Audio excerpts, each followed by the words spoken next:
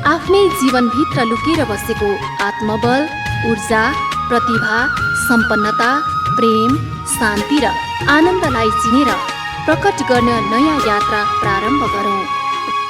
जीवन विज्ञान, जीवन विज्ञान।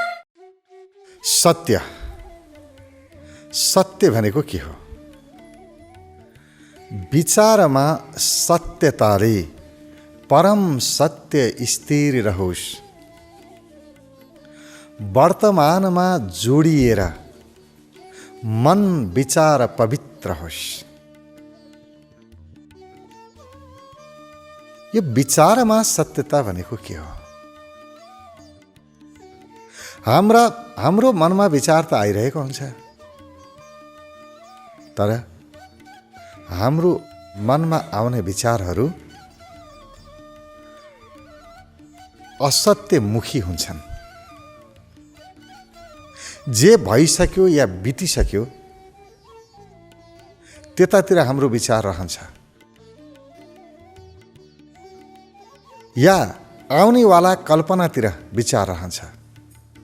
सम्झना पनि असत्य हो, कल्पना पनि असत्य हो, किनभने यतिखेर छैन। विचारमा सत्यता भनेको अहिले यतिखेर जे अनुभवमा आइरहेको छ त्यसको चिन्तन।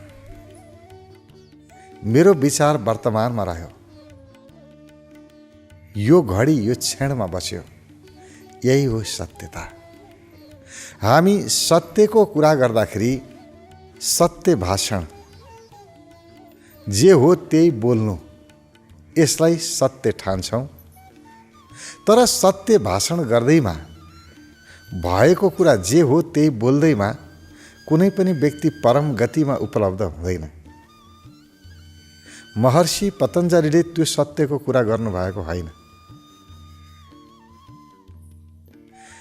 त्यही पनि सबै ठाउँमा सत्य बोल्न मिल्छ र? कतिपय ठाउँमा असत्य बोल्नु नै कल्याणकारी हुन्छ, हितकर हुन्छ। कहीँ सत्य बोलेर हित हुन्छ, कहीँ असत्य बोलेर हित हुन्छ। विवेक प्रयोग गर्नुपर्छ। सधैँ सत्य बोल्ने भनेर सबै ठाउँमा सत्य बोल्न मिल्दैन। कसैको प्राण सङ्कटमा छ र असत्य बोलेर उसको प्राण बच्छ भने असत्य बोल्नु कल्याणकारी हुन्छ। विवेकको प्रयोग गर्नुपर्छ। सधैँ एकनासको एउटै स्थिति बन्दैन, स्थिति अनुसार वक्तव्य दिनुपर्छ। त्यसकारण सधैँ एउटै वक्तव्य हुनै सक्दैन। त्यसैले बोलीमा त सधैँ सत्य नहुन सक्छ। त्यसो भए सत्य के हो? सत्य मात्रै वर्तमान हो, अरू केही पनि होइन। विचारमा सत्यता, सबैभन्दा पहिलो काम नै विचारमा सत्यता खोजौँ। मेरो विचार जहिले पनि असत्यतिर गइरहेको छ, कल्पना सम्झनामा मात्रै गइरहेको छ, म असत्यमा बाँचेको छु। मेरो त घर नै असत्य भयो। जे छैन त्यहाँ त्यो चाहिँ मेरो घर बनाएर म बस्या छु। सम्झनाहरू गइसके, मरे, छैनन्। जे पनि भयो सकियो नि, हिजोको घटना हिजै सकियो। तर म त्यही हिजोको घटनामा अल्झिएको छु, त्यही विचार गरेर बस्छु। भोलिको आएकै छैन, कल्पना हो। कल्पना जे पनि गर्न सकिन्छ, तर यतिखेरको लागि सत्य त होइन नि। कल्पना त कल्पना न हो। त्यही कल्पनामा घर बनाएर हामी बस्या छौँ। त्यहाँबाट आफ्नो मनलाई, आफ्नो विचारलाई खिचेर वर्तमानमा लिएर आउनु सत्य हो। अहिले जे भइरहेको छ त्यसको अनुभूतिमा बस्नु सत्य हो। यदि अहिले यो क्षणमा बस्न सक्यौँ भने परम सत्य उद्घाटित हुन्छ। त्यसकारण सूत्रले के भन्छ? विचारमा सत्यताले परम सत्य स्थिर रहोस्। पहिलो काम विचारमा चाहिँ सत्यता हुनु पर्यो। विचार वर्तमानमा आउनु पर्यो। मन वर्तमान क्षणमा बस्नु पर्यो र त्यहाँबाट परम सत्य यानी कि सत्य, परम सत्य भनेको यही क्षण हो। वर्तमान क्षण नै सत्य हो, बाँकी सब असत्य। भोलि आएको छैन, हिजो गइसक्यो, मरिसक्यो। यो क्षण नै मेरो लागि सत्य हो। र यो क्षणमा जो स्थिर बस्यो त्यसले ब्रह्मलाई जान्यो, परम सत्यलाई जान्यो। यदि ब्रह्मको ज्ञान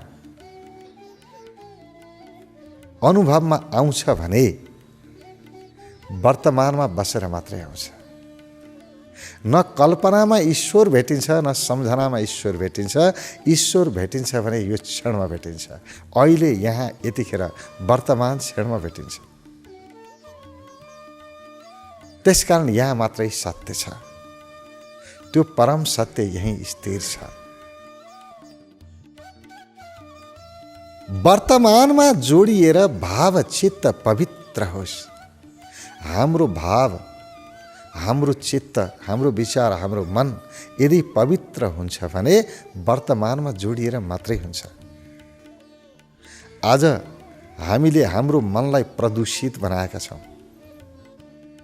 हाम्रो मन प्रदूषणग्रस्त छ, त्यही भएर बिमारी छ। शरीरको बिमारी मनको द्वारा उत्पन्न हुन्छ। मन जस्तो छ त्यसको आधारमा शरीरको स्थिति बन्दछ। हामी बिरामी हुँदाखेरि, जस्तो भनौँ न पेटको बिमारी भयो, हामीलाई के लाग्छ भने मेरो खानपान ठिक भएन, व्यायाम ठिक भएन, आहार विहार भनौँ न, आहार विहार ठिक नभएको कारणले मेरो पेट गडबडी भयो। कसैको पनि पेट गडबडी भयो भने कब्जियत भयो, वायु विकार बन्यो, केबाट? खानपानको गडबडीबाट भन्ने हामीलाई लाग्छ। हो, आहार विहार सन्तुलित भएन भने पेट बिग्रिन्छ, यो सत्य हो। तर त्यो भन्दा पनि ठुलो सत्य के हो भने मन बिग्रियो भने पेट बिग्रिन्छ। हामीले अनुभव गरेका छौँ, कतिपय ठाउँमा तनावग्रस्त हुँदाखेरि पेटमा त्यसले के असर गर्छ हामीलाई थाहा छ। कुनै घटना घट्यो, चिन्ता पर्यो मनमा भने सबैभन्दा पहिला भोक लाग्न बन्द गर्छ, खाना खानै मन लाग्दैन, असर पेटमा पर्छ। चिन्ता मनमा परेको हो, प्रभाव पेटमा पर्यो, भोकै लाग्दैन, खाना खानै मन लाग्दैन। हाम्रो पेटको सम्बन्ध सिधा मनसँग छ। मन बिग्रियो भने पेट बिग्रिन्छ। कुनै पनि व्यक्तिको पेटको समस्या मनको कारणले भएको हुन्छ। मन तनावग्रस्त भयो, अब पेट बिग्रिन सुरु गर्यो। र हामीले यहाँ देखाएको छौँ, धेरै मानिसहरू आउनुहुन्छ, ध्यानमा बस्नुहुन्छ, ध्यानको अभ्यास गर्नुहुन्छ, मन प्रफुल्ल हुन्छ, मनमा एउटा पुलक प्रसन्नता आउँछ। जब जब व्यक्ति ध्यानको अभ्यास गर्छ स्वाभाविक रूपमा मन खुसी हुन्छ। मनमा प्रसन्नता नआइकन हामी वर्तमानमा बस्न सक्दैनौँ। वर्तमान क्षणमा बस्नु ध्यान हो। मन अनियन्त्रित भयो, मनमा विचार आयो भने के हो? त्यही भूत र भविष्यमा मन गयो भने त हो नि। विचार भनेकै भूत भविष्य, अरू केही छँदै छैन। मेरो मन अशान्त भयो भने के हो? अशान्त मन भनेको भूत र भविष्यमा मन गयो, नत्र अशान्त हुँदै हुँदैन। ध्यान गरेपछि मन शान्त हुन्छ। शान्त हुन्छको अर्थ के हो? ध्यान गरेपछि मन वर्तमानमा आउँछ, मन शान्त भयो।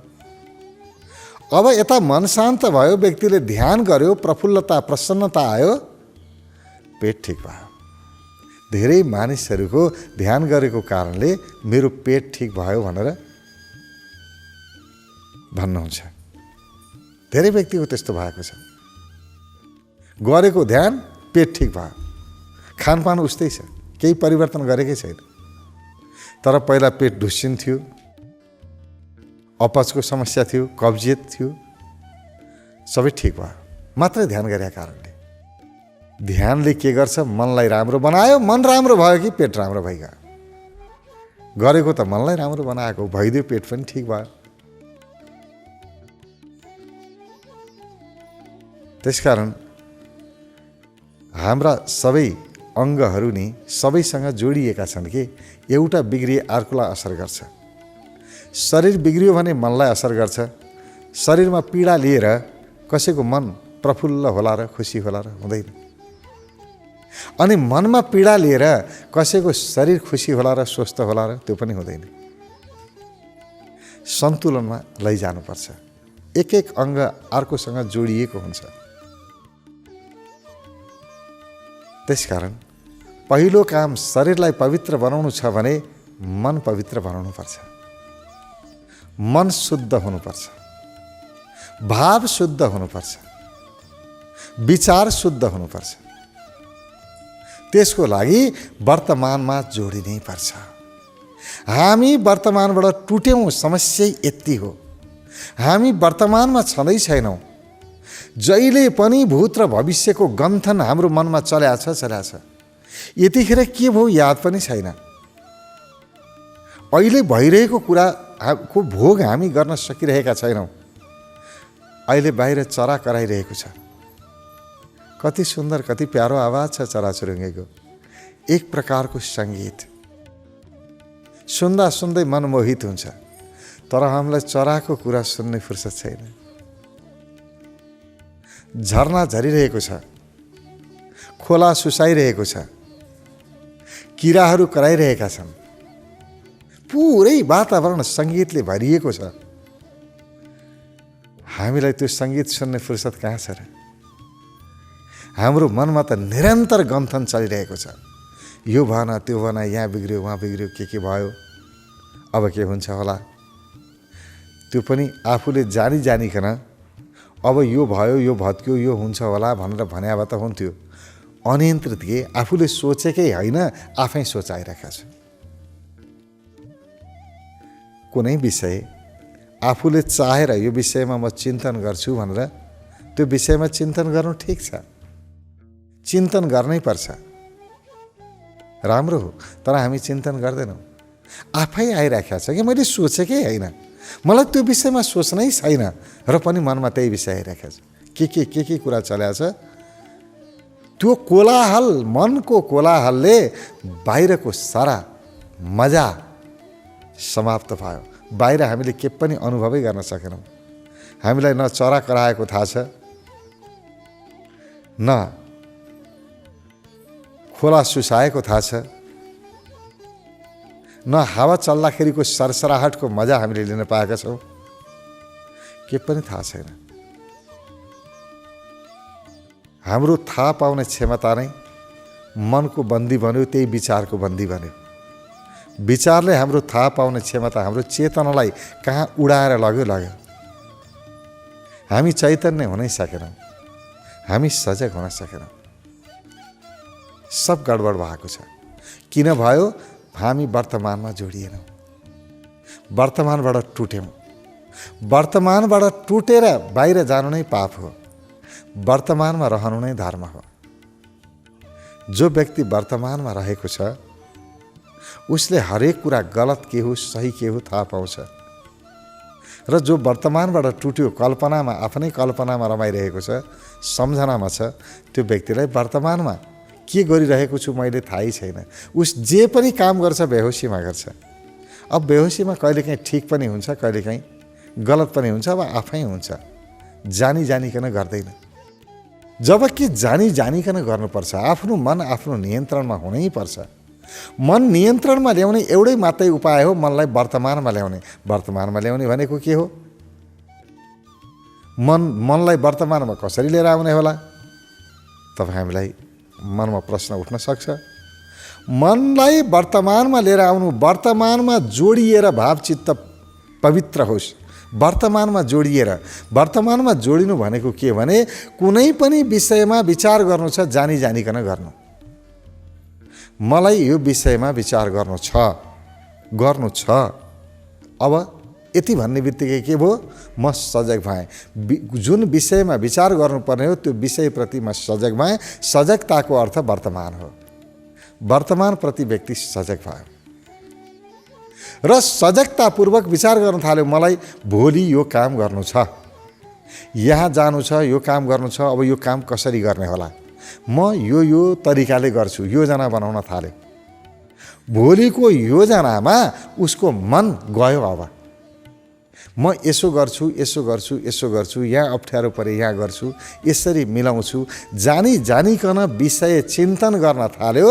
यो उसको मन विचार, उसको विचार वर्तमानमा जोडियो। वर्तमानमा जोडिएको विचारलाई चिन्तन भन्छन् र वर्तमानबाट टुटेको विचारलाई चिन्ता भन्छन्। हामी त मनमा विचार चलिराखेको छ, के विचार चल्यो त्यो पनि याद छैन। गर्छु भनेर गरेकै होइन, अनि म अब यो विचार गर्छु भनेर गरे हो र अब म चिन्ता गर्छु भनेर कसैले तयारी गरेर चिन्ता गर्छ र आफै के हो आयो। अब यो चिन्ताबाट मुक्त हुनलाई के गर्नुपर्छ? चिन्तन सुरु गर्नुपर्छ।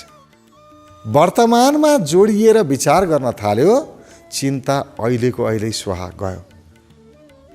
किनभने हाम्रो मनले एकपटकमा एउटा मात्रै काम गर्न सक्छ, दुईटा गर्न सक्दैन। एउटा विषयमा मात्रै विचार गर्न सक्छ। या त चिन्तामा मन जान्छ या चिन्तनमा जान्छ, दुई ठाउँमा एकैपटक जाँदैन। चिन्ता पनि गरौँ, चिन्तन पनि गरौँ भनेर हुँदैन।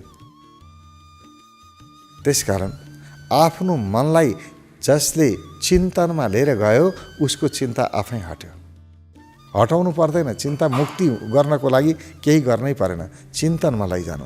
चिन्तनमा लैजानु भनेको विषय छनौट गरेर त्यो विषयमा विचार गर्नु। म कुन विषयमा मैले विचार गर्ने हो पहिला सोचेर त्यो विषयमा जानुपर्छ। त्यसको विषयमा योजना बनाउने, चिन्तन गर्ने, के गर्ने, यो गर्यो भने के होला, यो गर्यो भने के होला, बुद्धि खेलाउने। बुद्धि चलाउनै पर्छ, तर जानी चलाउनु पर्छ होला। यसलाई मन आफ्नो नियन्त्रणमा लिनु भनिन्छ। उसको विचार, उसको मन उसको पकडमा आयो, नियन्त्रणमा आयो। अब उसले के भन्छ? यो विषयमा मन जा भन्यो त्यही विषयमा जान्छ। जुन विषयमा चिन्तन गर्न चाह्यो त्यही विषयमा गर्छ। उसको मन उसको बसमा रह्यो। तर हामी अहिले मनको चाहिँ बसमा परेका छौँ, उल्टो भएको छ। मन मेरो साधन हो, मनलाई मैले प्रयोग गर्नुपर्ने, तर उल्टो भयो। मनले चाहिँ मलाई प्रयोग गर्यो, म पो साधन भएँ। मनले मलाई नचाइरहेको छ, खेलाइरहेको छ। अब के गर्ने? एउटै काम वर्तमानमा जोड्ने आफ्नो मन विचार, आफ्नो भावलाई। दुईटा काम स्पष्ट रूपमा गर्नु छ। एउटा आफ्नो चित्तलाई वर्तमानमा लिएर आउनु छ, वर्तमानमा स्थिर रह्यो। अब यहाँ भनेको छ विचारमा सत्यताले परम सत्य स्थिर रहोस्। परम सत्य स्थिर रह्यो भनेको वर्तमानमै रह्यो। मेरो विचार अन्त गएन, अब कुनै विषयको चिन्तनमा गएन, चिन्तन पनि गरेन। चिन्ताको त कुरा छोडिदिनुहोस्, चिन्तन पनि गरेन। मेरो मन वर्तमानमा स्थिर भएर बस्यो, मेरो चेतना यहीँ स्थिर रह्यो। त्यो अवस्थालाई साक्षी अवस्था भनिन्छ। यो साक्षीको अवस्थामा सब विषयहरू छन्, जे भइराखेका छ, घटनाहरू भइराखेका छन्, तर म घटनातिर गइनँ। कुनै विषयमा मेरो मन लगाइन मैले।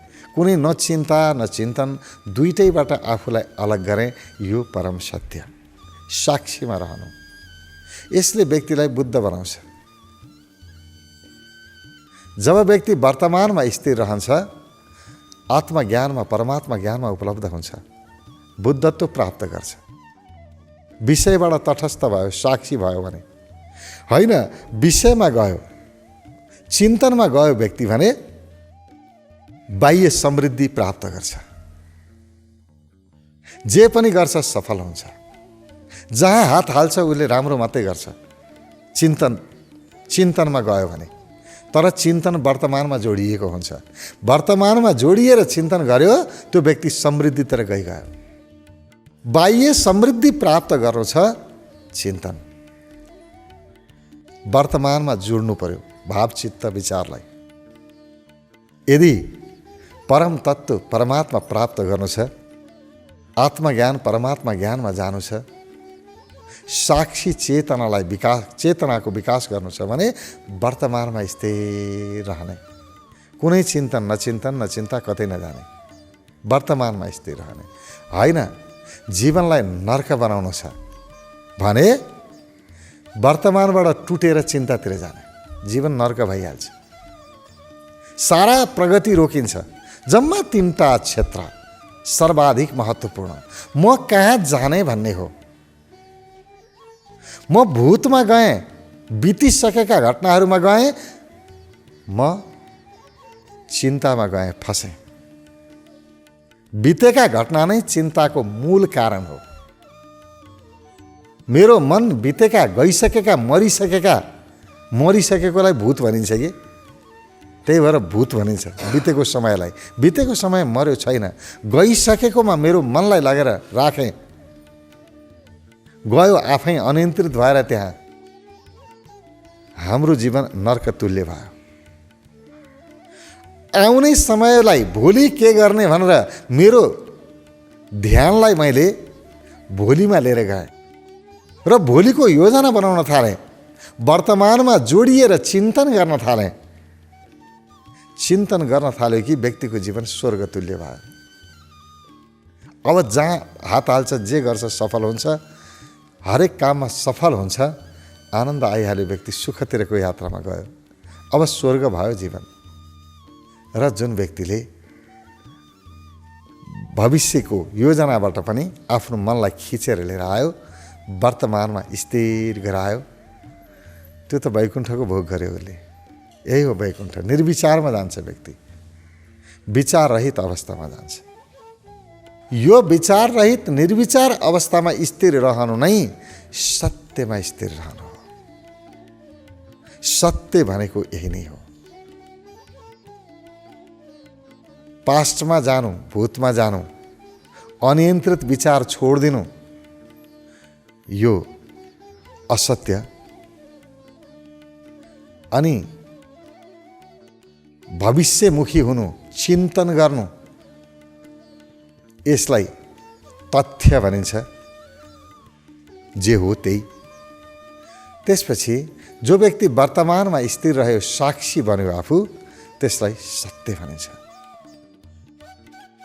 मन विचार पवित्र होस्। वर्तमानमा जोडिएर मन विचार पवित्र होस्। विचारमा सत्यताले परम सत्य स्थिर रहोस्। त्यो परम सत्य स्थिर रहनुपर्छ। यानी कि साक्षी चेतनामा जति बढी स्थिर रह्यो त्यति परम सत्यको अनुभूति हुन्छ। एकैछिन साक्षी चेतनालाई अनुभव गरेर मात्रै पुग्दैन, त्यो साक्षी चेतनामा स्थिर रहनुपर्छ। त्यहाँ स्थिर रहन सक्यो भने मात्रै परम सत्यको अनुभूति गर्न सक्छ। त्यसकारण सूत्रले के भन्छ? विचारमा सत्यताले, पहिला त विचार समाउनुपर्छ। बिना विचार केही हुँदैन। मन नै समाउनुपर्छ। मनलाई समातेर पहिला वर्तमानमा लिएर आउने। विचारमा सत्यताले परम सत्य स्थिर रहोस्। त्यसैमा त्यो साक्षी चेतनामा स्थिर रहने अनि वर्तमानमा जोडिएर भावचित्त पवित्र होस्। त्यसपछि जे पनि म गर्छु चिन्तन गर्ने। वर्तमानमा जोडिनु भनेको चिन्तन सुरु गर्नु। चिन्तनले हाम्रो जीवनलाई प्रगतिमुखी बनाउँछ। चिन्ताले हाम्रो जीवनलाई दुर्गतिमुखी बनाउँछ। यही त हो सत्य। सत्य भनेकै वर्तमान हो। महर्षि पतञ्जलिको सूत्र सत्य वर्तमान क्षणमा रहनु अथवा वर्तमानको अनुभूति गर्नु हो। अध्यात्म र व्यवस्थापन मानव मनोविज्ञान सनातन र नवीनतमको संगम जीवन विज्ञान। सनातन र नवीनतमको संगम जीवन विज्ञान।